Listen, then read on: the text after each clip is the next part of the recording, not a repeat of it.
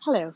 So today we're going to read a book from the Aesop Fables, The Country Mouse and the City Mouse. Emma, a humble country mouse, beamed with pride at her vegetable garden. The radishes, potatoes, carrots, and beans were in full bloom. What a spectacular garden I have this year, she exclaimed. I must invite my cousin Henry from the city to join me for a grand harvest feast. So, Emma, a humble country mouse, is calling her cousin Henry from the city. Emma went into her snug home beneath the roots of an old oak tree. She sat down at her desk and wrote her cousin a letter. A week later, there was a knock at the door. Hello, cousin, said Henry with a big smile. Thanks very so much for inviting me. It's nice to be away from all the hubbity bub bub of the city. I'm so happy to see you, Henry, Emma said. I hope you bought a big appetite with you. That I did, but that's not all. I also bought you a present. Henry handed Emma a large gift. Oh, how wonderful! Emma twittered with excitement. She ripped off the wrapping paper and stared at her gift. What is it, Henry? A back scratcher? Henry declared. He grabbed at it and started scratching his back. Clever, huh? Thank you, Henry. You city mice have all sorts of marvelous things. I can't even imagine, said Emma.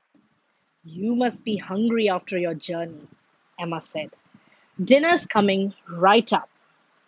My four favorite words, said Henry, licking his lips.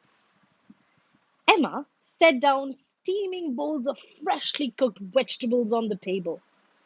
The two mice cousins enjoyed a delicious meal. Your fresh vegetables and clear country air makes me happy as a mouse. In a cheese shop, Henry said. Thank you, Emma, said Henry. That was a splendid meal. Now, what's for dessert? Dessert? Oh no, Emma exclaimed. I meant to pick a big basket of fresh berries, but then I started cooking and forgot all about the dessert. Emma looked around her kitchen frantically for something to serve. She spied a parsnip and picked it up. Henry, dear, wouldn't you like some parsnips for dessert? She asked hopefully.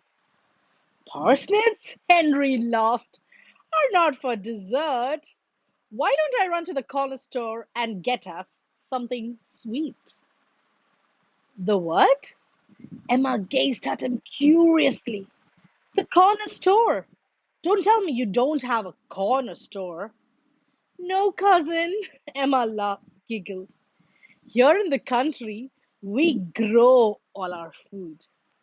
I thought gardening was just a hobby, said Henry. Grow your own food?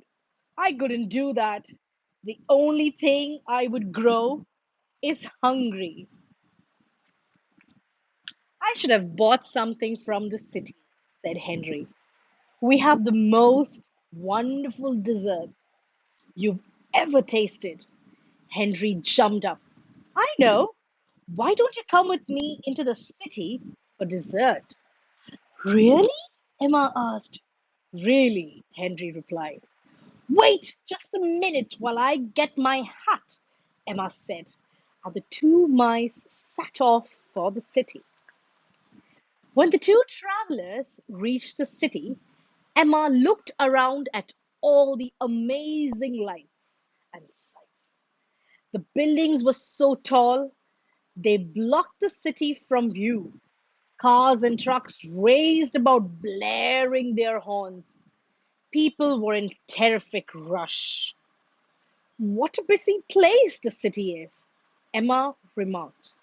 Yes, isn't it great? Henry said. It's always busy. Hang on tight, we're almost there.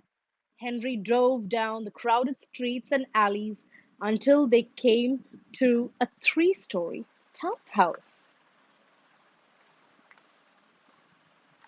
This is my home, cousin, Henry said.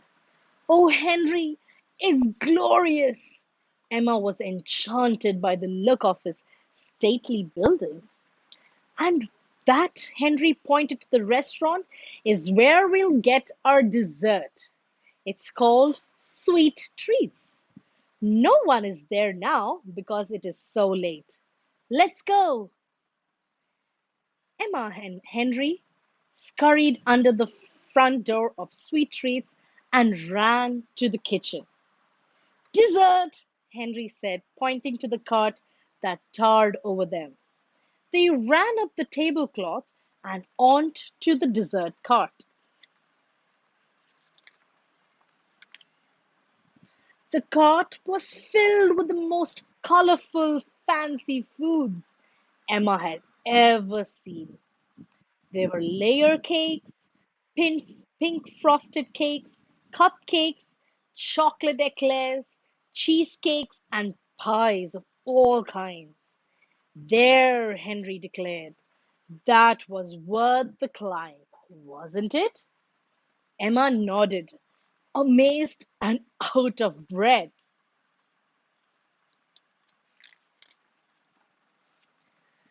Don't just look, cousin. Eat, eat, eat away. Henry dug into a cheesecake decorated with raspberries. Emma scooped out a chunk of layer of cake and nibbled. She had never experienced anything like this before. She was dizzy with delight. Oh my, she said. I told you, Henry smiled. The city is the best. Suddenly, they heard a loud meow. What was that? Emma nearly leaped out of her mouse fur. That's the cook's cat. Here, we'd better run before he catches us in here. They scrambled down to the floor, but there was Pierre, waiting for them with sharp claws and bare teeth. Run! Yelled Henry. Pierre swiped a paw at them as they dove under the stove. The back door! Henry gasped for breath. We have to make a run for it. Ready when you are, cousin. Emma and Henry dashed out from under the stove, but Pierre flew through the air. His paw landed on Emma's tail. She was trapped. Help!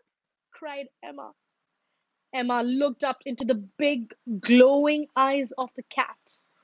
Slyly, the cat smiled as he raised one paw over Emma's head. Suddenly, Henry leaped through the air, grabbing onto the cat's whiskers, and began swinging back and forth. Pierre growled. He lifted his paw to swipe at the little mouse who was causing him such great pain, and Emma was free. Henry let go of Pierre's whiskers at just the right time and slid across the kitchen floor, under the back door, and onto the backyard. Emma strapped out right behind him. Follow me under the fence, Henry said. Once we get across the yard, we're home. In the yard, Henry whispered, shh, as he pointed to a large, snoring dog sleeping in his doghouse. That's Rufus. He doesn't like mice. Slowly, they tiptoed past Rufus, trying not to wake him. But Rufus opened his eyes and spied. Emma and Henry. "Urgh!" Rufus growled at them. "Come on, cousin, hurry!" Henry said. The two mice dashed to the house as Rufus bounded after them. Once inside, Emma and Henry stopped to catch their breath. "Finally," Henry said, "we're home." Emma collapsed onto the first chair she could find and let out a big sigh of relief. Henry smiled and said, "So, wasn't that the most heavenly dessert you ever tasted?" "Yes, cousin, it was. But are you sure it was worth all that danger? I don't think I'll ever get a sleep tonight after all that excitement." "I'll get you a cup of tea," Henry said. "That will help you settle down." "Henry," Emma said as she drank her tea, "the city life is exciting, but it isn't for me. I prefer the country where a mouse can eat in peace." "I understand," Henry said. "The city is not for everyone, but I love it. And I love the country. Do promise me, dear Henry," Emma said, taking him by the paw, "that you will come to my house next autumn when my vegetables are once again tall and beautiful." "Of course I will, Emma. And next time I'll bring the dessert. Now I'll take you home." The next evening, while cousin Henry went out for a night of dancing in the big city, Emma settled in for a homemade meal of turnip and cabbage stew, followed by a nice, quiet cup of tea. "Ah," she sighed, "there's nothing like the country." The end.